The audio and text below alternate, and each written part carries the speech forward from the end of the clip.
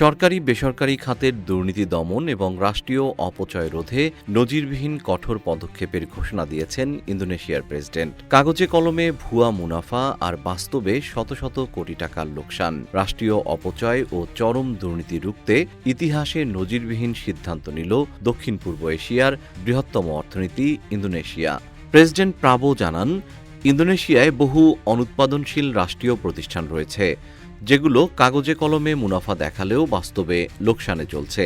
তিনি আরও বলেন, গত বছর দানান্তারা গঠনের পর 1074টি রাষ্ট্রীয় প্রতিষ্ঠান শনাক্ত হয়। এর মধ্যে 290টি ইতিমধ্যে বন্ধ করা হয়েছে। বছরের শেষ নাগাদ এই সংখ্যা 300 এর নিচে নামিয়ে আনার পরিকল্পনা রয়েছে।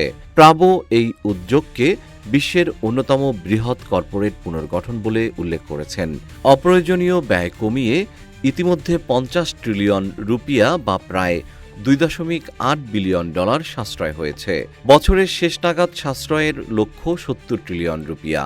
দুর্নীতি ও অব্যবস্থাপনা ঠেকাতে গত 30 বছরের রাষ্ট্রীয় সম্পদ পর্যালোচনার জন্য একটি বিশেষ অ্যাডহক আদালত গঠনের প্রস্তাব করেছেন তিনি, এবং অপরাধ স্বীকার করে অনুশোচনা প্রকাশ করা কর্মকর্তাদের বিশেষ ক্ষমার সুযোগ দেওয়ার কথা জানানো হয়েছে।